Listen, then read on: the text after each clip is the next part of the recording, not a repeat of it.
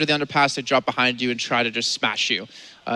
This is also one of the harder areas to get around. This elbow is really difficult because the payload will roll back to this initial area. If you successfully get this attack, then you get into this point relatively easy. But if you fail it, you can be stuck there for the majority of the game. And then it comes into the hardest point, this hangar, where you can play on the high ground from the top here on top of the space shuttle. There's so many different directions to come from. And the key point on the attack is, once you get through, you want to successfully make that attack work. Because if you have to respawn back in, you come in through one of these 4 small doors, because this big door will shut, and you can be chipped away, especially by D-Gun or Flippy if they're playing the sniper. So we'll see, I mean, that first checkpoint where, we do see this payload go to is just under the underpass there where D-Gun is looking towards. That's not necessarily hard to reach, it's actually getting it up the other side. Like Jason said, that next L-shaped area is really, really hard to get past because the payload rolls back down the hill if you get wiped. And then you have to get it back up the hill and back around the L-shape. We see some games where the payload literally just sits in the bottom right at that first checkpoint and doesn't make too much progress here. So we'll see what the comps here are going to be. I don't know if we'll see a Bastion from Toxic. I think we might. I think you might try, because they're using 2 Winstons, I think they might try to protect the Bastion in the beginning. Really, if they can get him on the payload, okay. Yep. And then send the Bastions in, or sorry, send the Winstons in, because then they're not going to be focused on the Bastion, they're going to focus the Winstons. Yeah. And they come out, the Winston's right on top of that. Pretty, I mean, this is exactly. Oh, they got switched away from it. You guys are too smart. They did exactly what you said they would with the position on top over the. The meta hasn't really changed much on this map. It's a map that people don't really play as much. It's all about Hollywood and Dorado. So things haven't really evolved. And here we go, coming in the bop side, but the rest of the team has actually stepped back. Evo's going to be the first one to fall, as well as Ruster, who's going to respawn back in. But you can already see that they're waiting for that moment. And with those kills, they just go right back up top, wait for the next push, and do this over and over and over. That was quite smart there by Experiment, because they actually baited and left Evochi as the only player pushing the payload, and he was 2 minutes away from reaching the back at a safe distance. So we kind of had this weird fight kind of fizzle out, and that checkpoint still hasn't quite been reached, but now a lot of ground's been gained. And they sent Evo in too, because he has a speed boost, so he could potentially get out if he does have the opportunity to not instantly get bursted down. But either way, the snipe battle's going to begin between D-Gun and between Mendo, and they're going to let them have that first point. There's no need to contest because they want to fight in this area. You don't want to let a team get through this without being molested at all, and D-Gun just could be able to get away. He even has the infra side up. And got that position completely covered. Can see the 2 of them, the McCree and the Lucio, trying to poke out there, but really good good stomp there. Four kills in the last little period of time. They bought themselves a good bit. Doing solid. Yeah, I mean, like we said, that first checkpoint is expected. You're going to give that one away, right? What's more important is making sure it doesn't get too far up that hill and that you can doggedly defend that area. You can see Mendo as well. He has timing. Yeah, I think he has his infra side up there as well, so we could see it, but unfortunately there wasn't a clear shot for him now. We don't always see D-Gun play the Widow. It's a little bit interesting. Normally Flippy would be playing it here, so I have to wonder as to the change for those two as he's gone to McCree in this game. Not sure either, actually. Icefield's going to just rush straight in on the Winston, pick the kill into him. Nonetheless, Mendo is able to pick up the kill on Nico, so we're not going to see any flash rings coming through. Mendo picks himself up a second. The revive going to be coming in, though. Flippy, he's going to have ultimate available, but the question now comes down to, will he even bother using it, because the rest of Team Experiment are already dying. Mendo, you're dead. Oh, it gets right up on top. Nice flank there, trying to pick off. Okay, well, does take out the Winston, so they've managed to secure this position once again, and they're holding it at exactly the spot that you said, right past that first checkpoint. Yeah. Where Flippy was just standing, you can access, if you're not a Widowmaker, there's actually a little box on the other side, just here, that you can climb up onto, and you almost need to walk yourself up onto that second little box. If you jump, you'll actually fall off the other side. So you're not truly safe there as Widowmaker. Yeah, and that's knowing that you don't have a safe place or a safe space as Widow makes things that much more difficult. But Nico, this is going to be dangerous. He's letting the whole team go behind him. He's going to pop his ultimate as well from the side. And they're going to have to stay behind Ruster. But because of that ramp, he can't come down. He cannot go down that ramp, because once he does that, he's not going to have a shield up for his teammates, and they're going to fall. Now Mendo's in a really precarious position. Someone's triggered his poison mine there as well, and he does have infrasight available. So quickly popping that because he knows he needs to get the 1v1. But my lord, that was a quick swing straight on through there, and Flippy tries to channel that Deadeye, but he's eventually cut down by Mendo, who, as we saw before, was channeling, was going to activate that infrasight so we could see where D-Gun was and get the 1v1. And so far, so good. Experiment actually seemed to get the better in this fight. And they'll finally have forward respawns too. Like once this comes down, they'll respawn right in this area, so it makes it right in this area. So it makes it a little bit easier for them to get through. But now this is the real problem. If they can't get through this section relatively easy, get the payload to at least up to here, they're going to have a really tough time of really being able to re-enter this position because of those small enclosed areas where Widowmaker just have a field day with you. As you said, it's the position where they have the 3 different levels of elevation we have to play around, which makes it obviously a lot more difficult to get on top of a Widow, depending on where she wants to go. Mendo does go up to the high ground, trying to get behind the shield. Not able to find anything just yet. That Deadeye, nothing either. It's really just a zoning tool now at this stage of the game. When you've got a Reinhardt on both teams, you're not really trying to kill anyone. If you get someone, you're happy with that. But more than anything, it's opportunistic. Maybe get a quick kill or force people back. Like this, Icefeld has a good chance here. Oh, he fluffs it. The timing too early. Yeah, the res animation, when they're still glowing gold, like now, they can only be targeted after they're not glowing gold anymore. They can even move while invulnerable for a very short period. Well, they do get the payload quite far ahead, so they've managed to avoid what you guys were talking about as being one of the more difficult parts of playing this map. So they probably coming out the other side pretty soon too, which gets them right out of the hangar. The hangar. Yeah. They have a very clean hangar phase by them, and that's definitely one of the hardest positions to really push. And now they have the back end of Mendo to be the sniper in this area. Flippy can't be effective, or Deacon can't be effective, depending on who they can be running on a Widow, or potentially even running a Widow, because he should be able to control most of this area and even look for some really cheeky positions.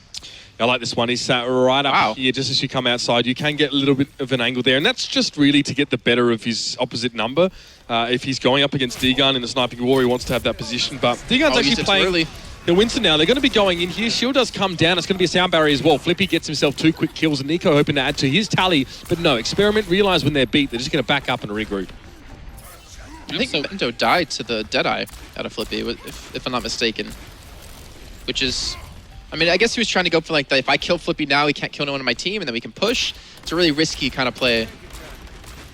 Yeah, I wonder how Deadeye does work if there's, with that position that Mendo had behind the wooden tresses. I'm not sure how easy it is to hit from there. But another Deadeye, speaking of which, of course, those shields are very important. Icefeld is actually going to get towards Nico as well. I mean, that's worthwhile using that ult just to get one person, especially when it's another McCree. That's a Deadeye you deny from the other side. And D-Gun has to head up on high and to try and stay alive. He better be getting healed in just a moment, otherwise this could be nasty. 7-4, another Deadeye is going to trigger, gets immediately taken out, and a pretty reasonable trade. It looks like 3 down on the defender side, so with a complete sweep, they should be able to just push it right to the end. It's really impressive stuff there by Experiment, showing a very good hangar phase, as Jason pointed out. And even the last stage, they should be happy with that time. This is a longer map, and to finish with, what, a bank of 4 or so, 5 minutes perhaps at the end, you'd be happy with that. So grats to them. And Melty, they've got a big task ahead. And Bode as well, probably just one of the reses inside the hangar for him. Yeah, to sit up here as well. Obviously, multiple levels. You can stay safe up here, jump in, get the 4-man res. It's pretty impressive. But it wasn't enough for Melty. The thing is, finishing the map alone is difficult, but finishing it in this kind of time definitely shows, I guess, how they've been able to come together as a team. 6 minutes. Like, remember when we first casted these, Mitch? It was Fnatic then up against Melty, or it was Planet Kinetics versus Melty. Yep. We saw like 7-8 minute times. Like 6 is a very good time on a map like this. And I think that we talk about how we saw the adjustment made for Volskaya Industries in terms of trying to hold like the later points. So do you think that this might change the strategy around on the defending side now to basically say if we can stall out the hangar phase, that's where the focus should be? I mean, I think they should look to stall the first one. Hangar's really tricky. Like if you lose control of hangar, there goes like a portion of like 3 minutes. It's tough for both sides in that case. It just depends on what they really value, I guess. I would say they're probably going to do about the same setup as they did before, or as we did see Melty do, where they're going to hold up in this position, then obviously drop on top of them. But they have to be careful, because if they lose a major fight here, they could lose this area. And this area is really crucial because the defenders have like the entire advantage. There's only a couple of different places you can come from. If you're a sniper up here, you're going to see them either come from down here, they're going to come from up here, or here. I mean, obviously, this way is protected by the rest of your team. So you don't have many angles to worry about. But we look at the lineup that Melty's already going for. I mean, double Genji, double Winston again. We need to see Team Experiment predict this. And we talked to Vainless. Mitch and I were there talking about, I think you were there too, talking about like, how the last games went and how Mendo got absolutely wrecked by Bastion. Yeah. They were expecting double Winston. Well, they were half right. Double Winston was there, but they didn't expect the double Genji. And I think Vainless had a clue of that. So they had to be very careful this time to not let something like that control them. 6 minutes and 17 seconds. That's the challenge that Experiment have laid to Melty. And to be fair, probably the most disappointing part about Melty's play in this series has been their defense. They just get run over sometimes, and for God knows what reason, or at least in ways that I'm not used to seeing this from Melty at all, I have to say. Times have changed, and so is the game, and these guys are definitely struggling to adjust and maybe they'll never be as good as they once were. Maybe they've just settled for maybe not top team. But, I mean, this is a stepping stone on the way there. They want to take this series. They've got to beat 6 minutes and 17 seconds, and they will have done it. It all comes down to this. 2 Genjis going to be for Melty, and 2 Winstons, of course. I was going to say, either way, it's been a hell of a series for these guys to kick this tournament off for them and to finish it like this. That's, as you said, it's a tall task. Well, let's see if they can. ISO's going to be playing over on this McCree. See them quickly back it off, conceding this area yet again. And I think they've been able to spot out the double Genji now. So Mendo's going to have this sort of information to give to his team. And it comes down to, can he stay safe enough, knowing that there's 2 Winstons to jump on him and 2 Genjis all trying to kill him. We can see that's why Experiment have given up so much ground. They just allow that first checkpoint to be taken straight away here. What is important is this ensuing fight, this next little part that you see. Flippy now is back on that Widowmaker. Icefelt there, getting some work done. Can't quite connect with Cabal in a meaningful manner as he's a little bit zippy. But still, a couple quick kills for Icefelt. Definitely the right click, his best friend right now. They held him. They held that initial attack, so we're about, what, a minute in, and they successfully been able to maintain control. So yes, we did see Melty do the same, so it's not really too much of a different story, but it comes down to how Melty can adapt to the situation. And they have switched away. Nico's going to be back on McCree. I like this Reaper pick, though, out of Toxichem. Again, he's not feeling too well. He's a little bit ill. He broke a tooth on a pizza. We still don't know how that happened. But well, he saved that game on Farah, if you think about King's Row. That was incredibly impressive from him. And now he's going to be playing Reaper. He's been spotted out, so he's going to have to back away. But he does so much work to anyone getting in close range. Even to Genji, he's relatively decent at, because he can escape if he needs to. And if Genji ever gets close to him, he's immediately going to shut him down. So Toxic opts to give away his position here in favor of getting some good damage against the Reinhardt shield here of Munel, which is probably reasonable here. It means that Melty just have to wait until he can charge it up properly, or Melty have to go inside this room, which is maybe what Experiment want, but D-Gun's got the Dragon Blade out. It is slice and dice time. He gets Icefeld, and he's looking for a little bit more. He reflects a couple of the shots coming from the Death Blossom, and that's some beautiful play from D-Gun. He shuts down a portion of that McCree ult, of that Reaper ult, God help me. And 2 kills away from Experiment as well. And you can see progress is being made. And that's just how quick you've got to be if you want to be a Widow main. It gives a little breathing room for the team as they continue to push forward, taking out Mendo on the high ground so that sniper pressure is no longer going to be too much of a threat for them trying to move forward. They're still buying time, though. I mean, eventually they're finally going to get it across at about 2 minutes and what, like 20 seconds, 2 minutes 15? So they've done quite well here with Flippy. He's got an infra side up now. This is where things get a little bit dangerous, especially for Veinless here. You have to stay alive. You cannot afford to die like that. Wow. And they're going to give up a huge portion of this because they're losing men one by one. You need your full 6 up. Man, this is Flippy, the newest addition for Melty, going big right now. Not only did he pick up that McCree, but also the Mercy. That's going to give Melty so much progress now here, at least up to the middle part of this hangar. But remember how quickly Experiment blasted through this, Nate. It's going to have to be a lot faster for Melty. Yeah, they have to keep the pace up. They're at almost 3 minutes now. So about halftime at this point for them. If they can get through reasonably quickly, like the other side was able to, then the hope is definitely still alive. But this is where things can get messy. D-Gun going straight into the background. He's looking for Veinless. He wants this kill. He somehow kills Mendo, at least gets the assist. Veinless is still alive. He's eventually going to fall at 96% on his ultimate. That could be game-changing. Eventually, Icefelt's going to get an ultimate onto D-Gun, but still the damage has been done. They've lost the control of the payload, and they're going to get this next checkpoint. And that was what Melty needed, really. We're talking about the fight. They've got a pretty solid total to hit, but remember, if we think back to Route 66, it wasn't the first 2 points they struggled with, it was the last one. And Nico there, just some air shots going. Evo just gets smashed, and Mendo going down. Of course, he's already switched to the Soldier 76 here. That shield, very, very important, of course. Ruster wouldn't drop that one for the world, and he's going to eventually have to fall there as well. But he protected his team from possibly losing more casualties. But in the meantime, D-Gun's been slicing and dicing people. Jason Cap on the Obs King has missed it, but you can see it on the kill feed. Impressive stuff from him. He's gotten 4 kills in a row. This is it. This is where they need to make the play. They've gotten through the hangar. We're at 4 minutes now, so just about 2 minutes to work with to get all the way to the end.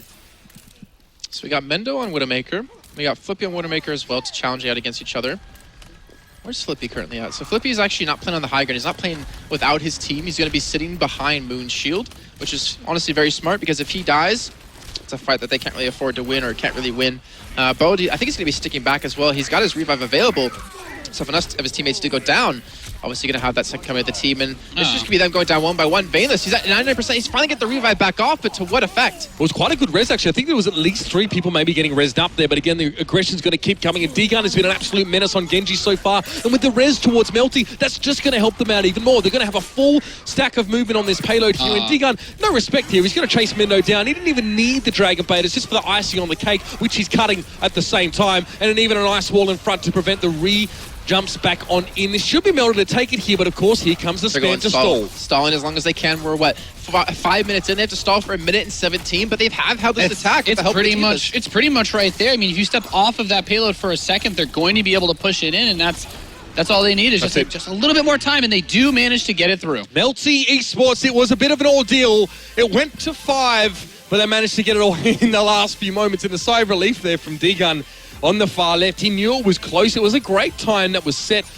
Let's have a look at what this man was doing, because quite a few times he was filling up the kill feed. His Genji was definitely a big part of why Melty were able to do this so damn fast. This is why I missed it, because we got to see them play the game.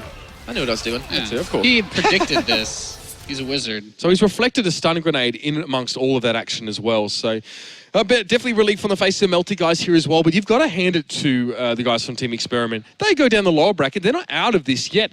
But an untested team